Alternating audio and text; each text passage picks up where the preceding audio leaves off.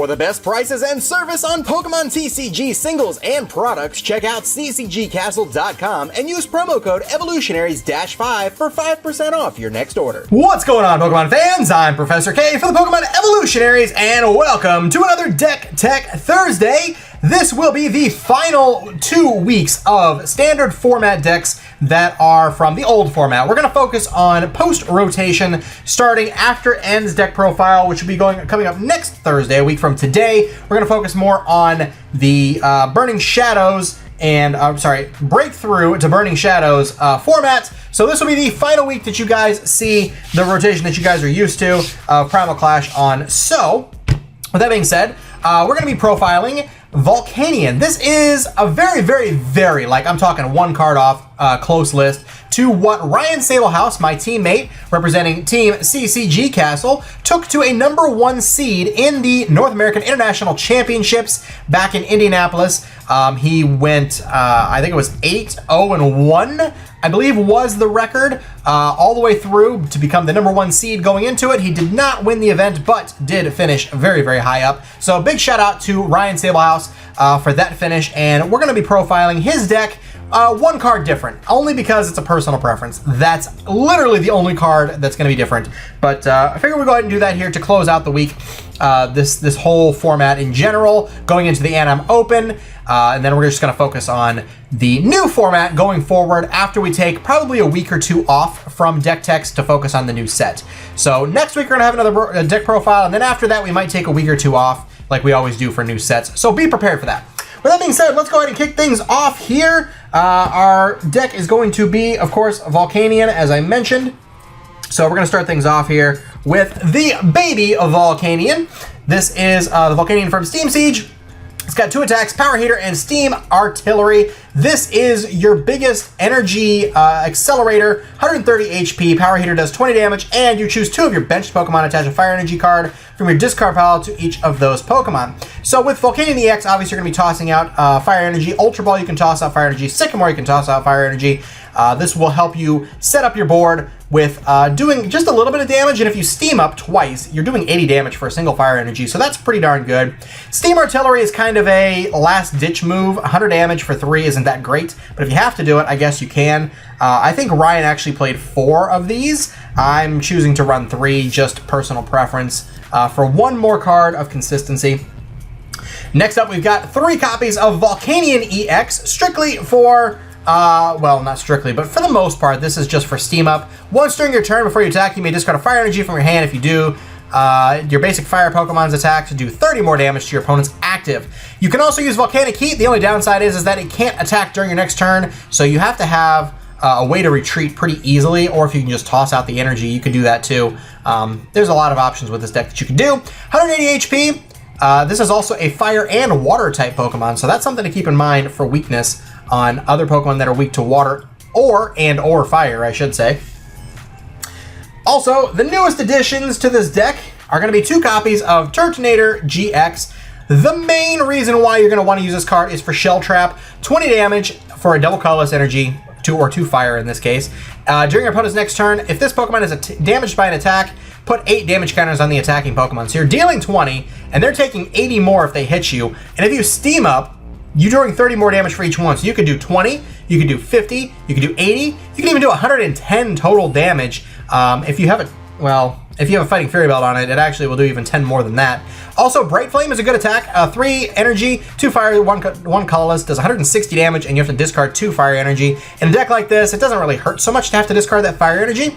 Also, it's got a good GX attack in Nitro Tank GX. Nitro Tank GX says, for 1 fire energy, attach 5 fire energy cards from your discard pile to your Pokemon in any way you like. So this is a really solid card. It can hit hard, it can punish your opponent for attacking you, and it's got that great GX attack in order to get back energy as well. Next Pokemon we're going to take a look at here is going to be this line, which is Staryu and Starmie. I don't have the Breakpoint one, but I recommend using that Staryu because it's got free retreat. I have this one just because I don't have the Breakpoint one on me. I probably will flip it out though before Battle Frontier Friday, so just keep that in mind. This Staryu is going to be the Breakpoint one with free retreat. But what we're going to focus on here is going to be Starmie because its ability, Space Beacon. Once during your turn before you attack, you may discard a card from your hand. If you do, put 2 basic energy cards from your discard pile back into your hand. So that's pretty cool. You can't choose a card you discarded with the effect of this ability. So Starmie's really good. For that reason, being able to get back energy, you never find yourself short on energy now with Volcanion, which is pretty good. Although if you have Starmie prized, it might hurt a little bit if you can't find it pretty quickly. So that's just one thing to keep in mind. Also, 2 copies of Tapu Lele GX for Wonder Tag. You can also use Energy Drive because you can accelerate energy with Volcanion, and you can attack with Lele as well. Sometimes that's what you have to do, but Wonder Tag is what you want to use this for the most part, getting a supporter card out of your deck for basically just benching it. I mean, it's basically the new Shaman. This is what you're going to be using now that Shaman is gone. So that's it for Pokemon. Now let's take a look at the lineup of supporters. We've got 4 copies of Professor Sycamore. Discard your hand, draw 7 cards. Consistency, consistency, consistency. That's what is going to win you matches in a big event. So you want as much draw support as you can get without affecting the consistency of your deck or losing cards that you need. We got 4 copies of N. Again, consistency, consistency, consistency. You both shuffle your hand into your deck. Draw as many cards as you have prize remaining, both you and your opponent. There's that. Also, another thing that's interesting about this deck, 3 copies of Lysander. 3. So you're going to switch out your opponent's benched Pokemon with one of their benched Pokemon with their active. And with a deck like this, it hits hard and also can strand things in the active. 3 Lysander can really make the difference. When you're hitting as hard as you are, to just hit big Pokemon that you hit for 2 prizes, like Lele's, for instance. 170 HP. You can take that out with a Bright Flame with a Fighting Fury Belt attached. 170. Boom. It's gone. So you can pretty much just pick and choose what you want to get rid of off your opponent's board and make it really easy on yourself. All right. So next up, we've got 1 copy of Olympia. Switch your active Pokemon with one of your bench Pokemon. If you do, heal 30 damage for the Pokemon that you move to the bench. This is a good switching card because these all have pretty high retreat costs. Turtonator's 3, Volcanion's 3, Volcanion EX is 3, Baby Volcanion's 2, Lele is only 1, Starmie's only 1, I think Staryu underneath is only 1, but it's going to be 0 because that's the card I'm going to use. I should have switched it out before the video. Totally forgot I had it in there, and yeah, but it's going to be switched out, don't worry. So Olympia will help you get some of your bulkier Pokemon out of the active if you need to, if you don't have Float Stone or Switch. For items, we've got 4 copies of VS Seeker. Original list had 3. I'm not a fan of running 3 VS Seeker. I think 4 is still better. Even with a high line of N and Lysander, I just feel like this is better. I found myself, when I was playing with this deck, not really using Baby Volcanion as much as I would have thought you would use now. So that's just something for you to keep in mind. 3 copies of Ultra Ball. Discard 2 cards from hand, and you search your deck for a Pokemon, reveal it, put it into your hand. This is a good way to get rid of fire energy to accelerate later on with Volcanion. The tool of choice here is going to be 3 copies of Fighting Fury Belt. It gives your basic Pokemon 40 more HP, and the attacks do 10 more damage to the active Pokemon. So it turns, like I said, Bright Flame into 170. It can turn Volcanic Heat into 140. Power Heater into 30, and then all of your Steam Ups are just going to increase the damage on that. Gives this an extra 10 damage too. It turns it into 210 HP, 230 HP, 220 HP, 170 HP. Yeah, the list goes on. We got 2 copies of Max Elixir because beginning energy acceleration can really help to get a move on if you want to take your opponent out early. So 2 copies of Max Elixir. Look at the top 6 cards of your deck and attach a basic energy that you find there to a basic Pokemon on the bench. Pretty simple.